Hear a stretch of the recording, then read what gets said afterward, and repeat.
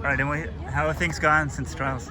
Yeah, good. I'm just getting into the marathon build now. So we're keeping the training pretty similar, just adding in hills. So I'm feeling a lot stronger doing my tempos on hilly courses, which is good. We're just trying to find the right formula for kind of doing everything, especially after seeing Boston and New York the last couple times, how slow it is at the start, but then people are dropping 440s at the end.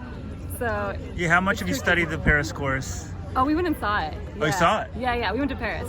Did they fly the whole team out? Who did that, or how'd that work? No, we just went on our own. The very last minute, my husband and I just booked tickets, and New Balance was like, "Are you just planning on driving the course yourselves?" And we're like, "Yeah," and they're like, "It's maybe not the best idea." So we actually synced up with New Balance France, and they drove the course for us, and it's unique. It's very unique. I think it's going to lead to interesting results, which is good. So yeah, just want to prepare and get there fit and healthy. Yeah, so what's the big hill like? I mean, for someone who's seen it, I've heard it described, but not from actually seen it. So it actually felt more like two hills, and it was the second one that I was I've never seen anything like this before. It was just very steep, and it's the downhill part where I'm how are we going to prepare for that? It was around 30K, I want to say. It was just very steep and long, and that's the part where I'm okay, how are we going to prepare the quads for that? Because it's going to feel like slopping the ground running down that if we're not prepared. So yeah, but it's going to be flat towards the finish, so you want to be prepared if that's when people take off to start running faster. So it's tricky, but it's been a fun challenge. Yeah, I don't think there's a course like it, right? No, there's nothing. Yeah, I've never seen anything. New York has rolling hills. Yeah, but it's not flat at the end. Yeah, it's not flat at the beginning. No, and it's not. Yeah, definitely not the steepness. So yeah, I don't know. I'm we're kind of playing around with things, and I'm feeling stronger on the hills in training, which is good. But then I found some of my 10K work might be getting sacrificed a bit, and I don't want to lose that speed because we saw Sharon and Helen at the end of Boston, and they were running 441. so yeah, trying to do it all, which is difficult, but it's been a fun challenge.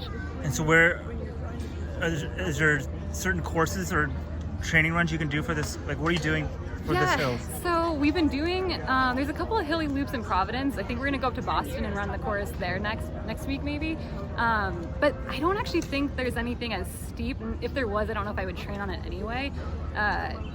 For the second hill anyway. I think if I were to try to mimic that in training, the risk of injury would go really high. So we're almost treating that hill like we do the marathon distance. You don't actually run the marathon distance in training, but you do things to prepare your body for it. Right. And that's kind of how I'm trying to treat the second hill, especially in Paris, just the downhill and the pounding of that. So will you stay on the East Coast till the Olympics, or are you going to go to altitude? Or?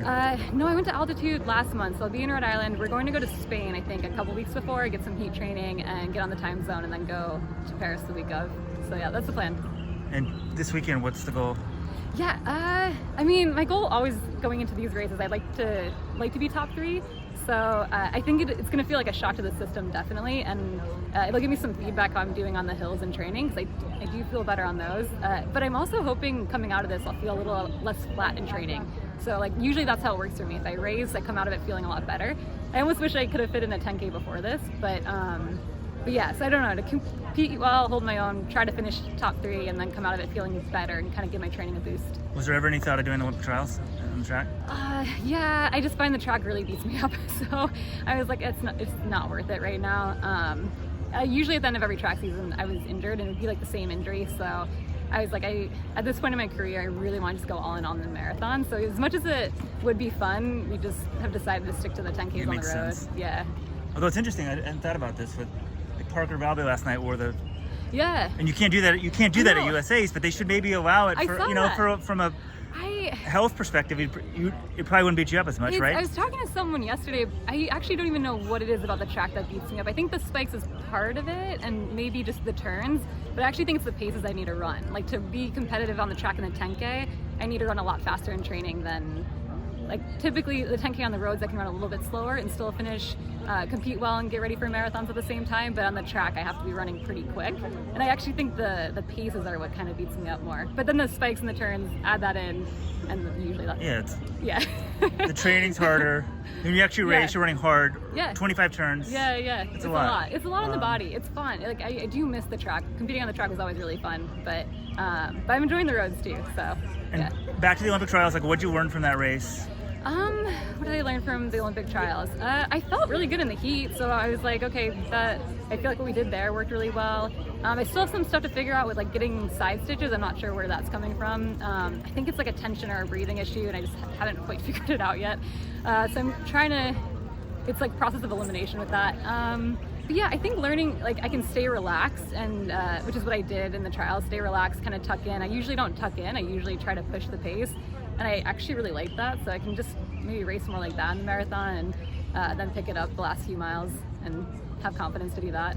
And do you have a goal for Paris, or just be the best you can be? Was Molly last time sort of inspire you? I know, I think seeing Molly medal, like I never want to count myself out. Like the marathon's getting harder and harder, but like it's going to be a unique course, you just never know. Like, yeah, at the end of the day, always a medal or like winning a major. The last two things, if I could achieve one of those, I'd be able to walk away from the sport being like, well, I couldn't do any better than that. So yeah, nobody expected like no one expected no one expected Mab to win the New York City Marathon. Yeah. Molly, I said, I know. like people were talking about medal on Let's Run. I was like, are you guys crazy? And she did it. Amazing. So I think I was talking to Fiona and Dakota. Like making our team, it is hard. You have to handle pressure. You have to perform on the day.